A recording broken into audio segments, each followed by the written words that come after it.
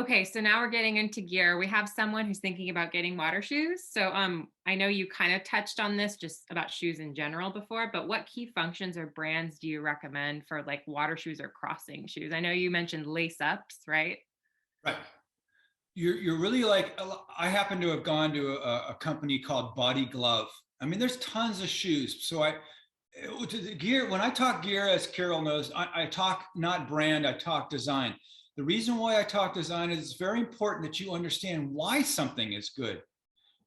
Rather than take someone's recommendation, you go out there and it's total failure, doesn't work for you, and now you got to go back into town and get something that does work for you. If you know what qualities you want in an item, then you can choose the brand. So I just went to, I think I Googled, I don't think they had creek crossing shoe, but like a boat shoe, something light.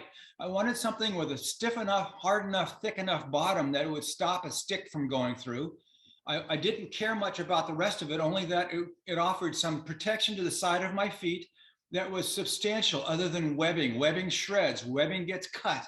You need a little bit of beefiness on the side of your foot because you got to protect your ankle, you got to protect the soft tissue. And because you're going through those granite boulders, they're not smooth, nice little river rocks, not in the Sierra. There's too much erosion. So, and you want that ability to, when the shoe gets stuck between rocks, and it will, that it won't pull off. People have asked, can I just use my Crocs? If your Crocs will stay on your feet when wedged between two rocks, sure. That works as long as the stick can't poke through and it won't let your foot get lacerated. Yeah, Crocs are fine. That's the right idea. They're a little bit bulkier, but look for those features to protect your feet. So when you get to the side of the creek, you strip. You don't want your hiking shoes to get wet. You put on your creek crossing shoes. You get your poles extended, and you find a good place to cross, etc. And you go at it that way. Okay, perfect. So one more question about gear specifically. So waterproof socks for post-crossing to keep your feet warm and dry until your shoes dry. Is that worth bringing waterproof socks for that method of putting it on after crossing to keep your feet warm? Yeah, I'm with you. Waterproof socks are a vapor barrier. That's essentially what you're doing. If there's some thickness to it, now you got some insulation, so that's great. But essentially you're holding in body heat and body moisture under the sock. Yeah, your foot is warmer, but it's also wet anyway from its own perspiration. So as far as trench foot goes, it doesn't really help. But for keeping your feet warm, sure. So we've kind of wiped out the point that your feet aren't going to be dry in waterproof socks anyway, because you're creating a lot of body heat, your feet sweat, and the moisture has nowhere to go. So it's just going to sit in the sock. The key really is letting your feet air out. Yeah, we've now crossed where our hiking shoes are not getting wet by the creek crossing. Any kind of sock will do. I mean, what I do, I probably got them here, actually. I'm not going to dig. What I wear is a liner, a very thin, like a silk liner, some sort of synthetic liner. Your synthetic layer is tip to tail. So, socks, long underwear, synthetic t-shirt, whatever, and even maybe a balaclava that's synthetic, depending upon how nasty the weather's going to be, or whether, how nasty I anticipate it to be. For you guys going through the Sierra in June and July, I don't anticipate the weather being really nasty. There have been 2 and 3 foot snow dumps in June. But for you guys, I would probably go in with a 3-season tent. I would go in anticipating high wind events.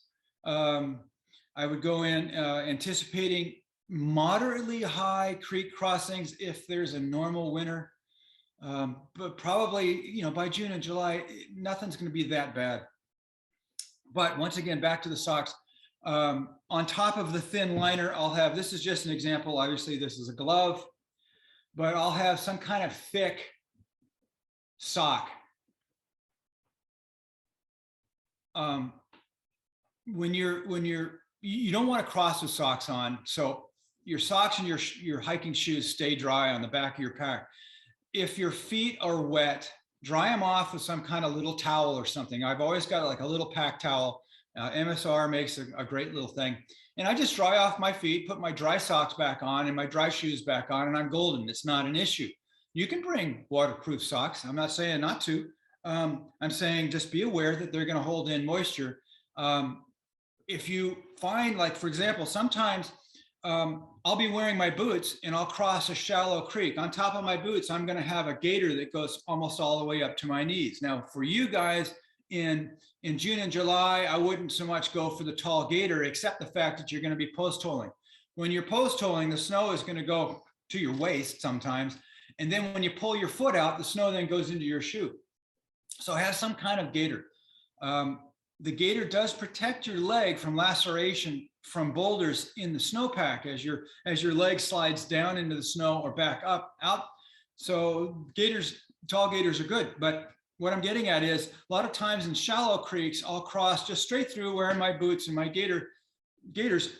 My feet don't get wet. The gaiters seal onto the leather, in this case, of the shoe, so water can't get up underneath the gaiter, and the gaiter's waterproof, so my feet never get wet. I've done this for at least 2 months every year for 40 years along the PCT, seen all kinds of weather, all kinds of whatever, and I don't get wet feet unless I'm hasty and a bit thoughtless or in a careless mood, and water gets in and my feet do get wet. Then what you do is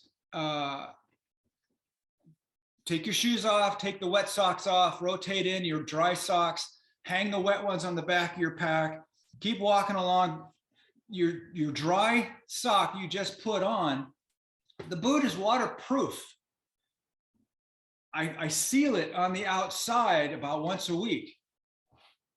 There it is. Excuse me. The wonderful thing about leather is that you can bring, for example, Loa. I don't endorse brands. Anything will do. Boot seal, beeswax, oil, anything will do with leather. And a little toothbrush, it's just a tube.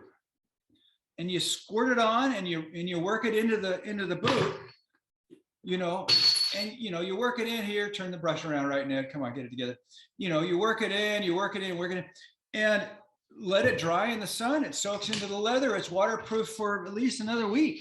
And you're good to go. So your feet don't get wet. I've never had wet feet. So I probably killed that one, Carol, but realize also Gore-Tex.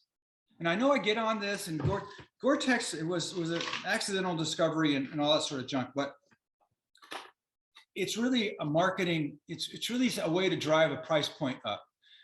In reality, when Gore-Tex gets dirty, it totally fails. When dirt gets into those microscopic pores, and then I'm not talking chunks of dirt, I'm talking really fine dust, microscopic pores that allow vapor out but won't let the rain in. That's the whole premise. The rain molecule is big, vapor molecule is small, so that way it can be waterproof, breathable in theory.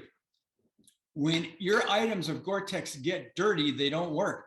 What happens then is when the outside of the Gore-Tex gets wet, it makes the dirt in the pores wet, and the dirt allows the wetness to go right through the Gore-Tex, and you get wet.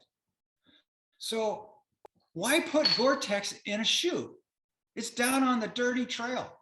You're not going to have a way to wash your Gore-Tex. It's also inside the laminations of the shoe.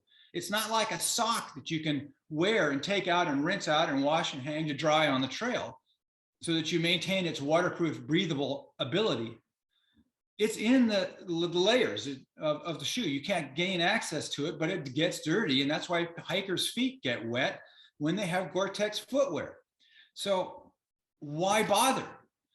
In reality, what happens with a shoe that's waterproof Yeah, you can go plastic if you want. You can do an approach shoe that a climber might use, as long as it's flexible. You want it to be flexible, but you don't want it to be twistable. You don't want it to be able to twist so that you can, when you're on a steep slope, that you can edge. See, that's the key. But back to waterproof, I was going to say something. Oh God, I get too excited. But you're going to have to decide, Gore-Tex and shoes makes no sense to me. A lot of hikers have problems with getting their feet constantly wet. So you guys have to decide what works in quotes for you.